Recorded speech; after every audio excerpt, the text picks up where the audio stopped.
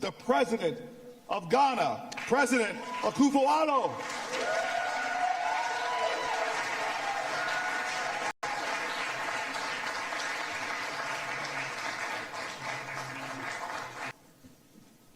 Madam Vice President, ladies and gentlemen,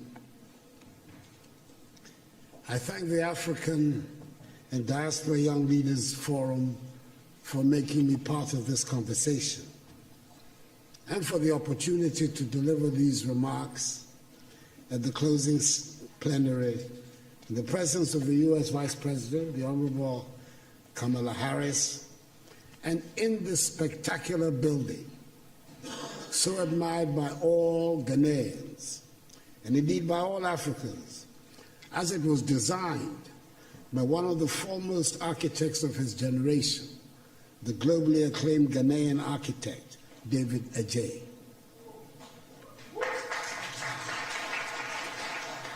The forum has chosen the most relevant theme of Africa's contemporary situation, a theme which sums up the essence of African aspirations, amplifying voices, building partnerships that work.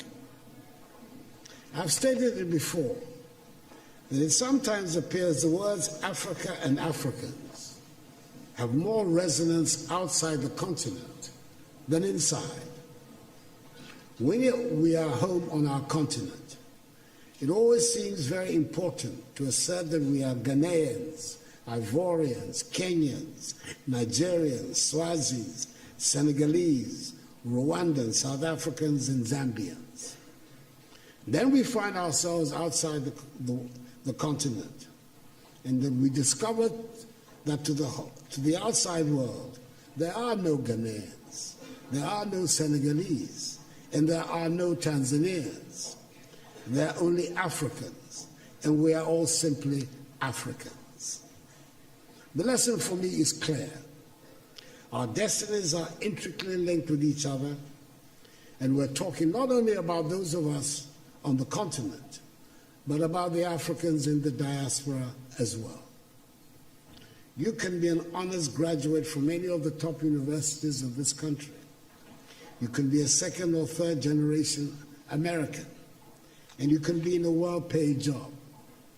If there's an outbreak of Ebola someplace on the African continent, you are an African. Some people actually came into my DMs and told me they are not Africans, they're not from Africa, they should not be called African Americans. I'm not here to force anybody to come to Africa. I'm not here to force you to come to Africa. I'm here to talk to those that feel they have the African ancestry and they have a right to it.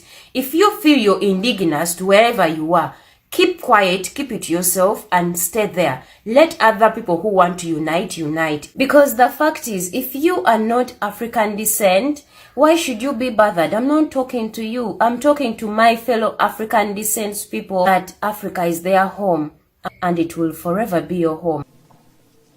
Anyone, everybody in the position of leadership in Africa today thus has his or her work cut out. The urgent responsibility we face is to make our countries and our continent attractive for our peoples, to see them as places of opportunities. It means we must provide education, quality education and skills training. It means our young people must acquire the skills that run modern economies. The impact of a successful Africa on the image and standing of Africans in the diaspora applies with equal force to the image and standing of her sons and daughters who go by the name African Americans, and indeed to all her kith and kin in the Americas and the Caribbean. There's a lot of room for your perspectives and energies back in Africa.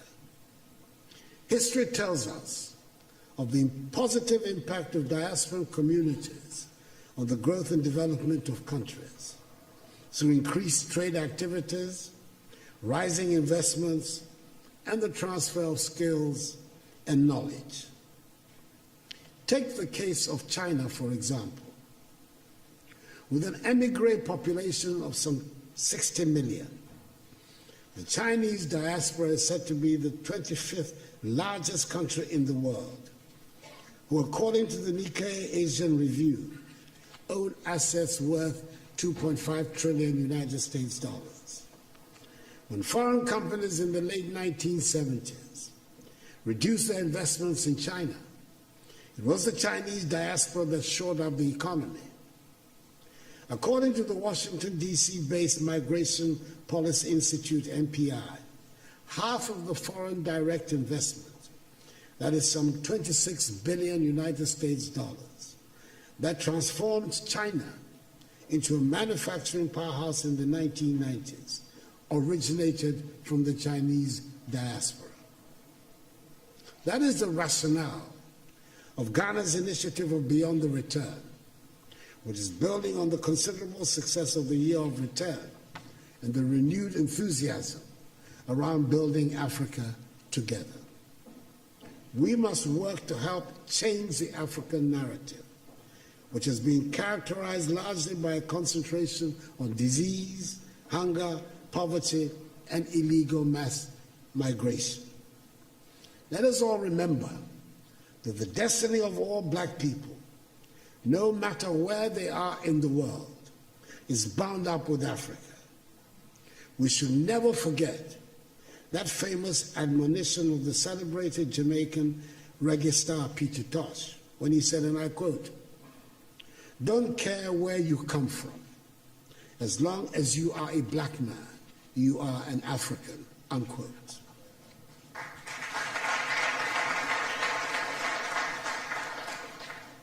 We must help make Africa the place for investment, progress, and prosperity, and not from where our youth flee in the hope of accessing the mirage of a better life in Europe, Asia, or the Americas.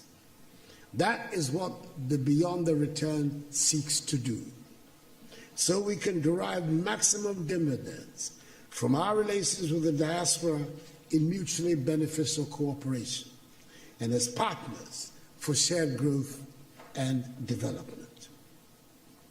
The second half of the 20th century witnessed a great blow for human progress and freedom when the African peoples, in the wake of Ghana's shining example, liberated themselves from the colonial and imperialist yoke and the racist ideology of apartheid and emerged as free, independent peoples to construct new nations of hope and advancement.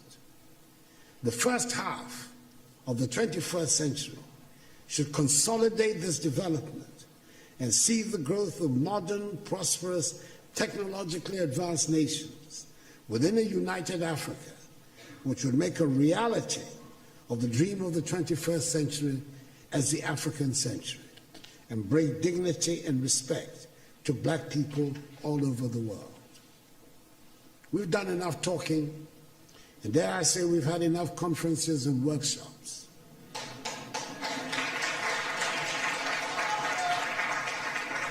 We know what we need to do. It is time just to do it. We've run out of excuses for the state of our continent. We have the manpower. We should have the political will. It is time to make Africa work.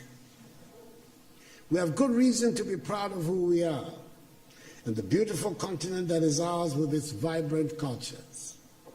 The geographic space covered by Africa makes it the second largest of the 7 continents. It has 30% of the world's remaining minerals of value.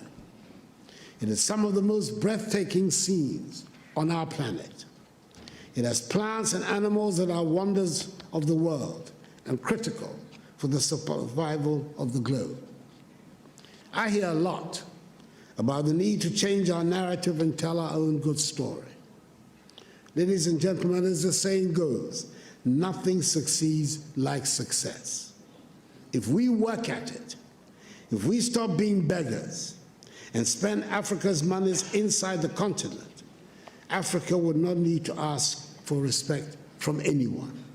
We would get the respect we deserve.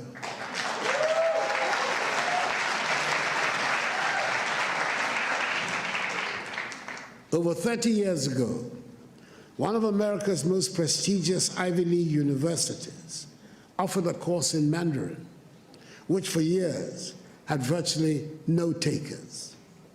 Today, there is standing room only. And it is not because the course is any easier. It is because the position of China has changed. 30 years ago, 20 years ago, China was nowhere near where it is today. China does not ask for anyone for respect now. She does not need it. Let us make our continent the prosperous and joyful place it should be, and the respect would follow. I thank you for your attention.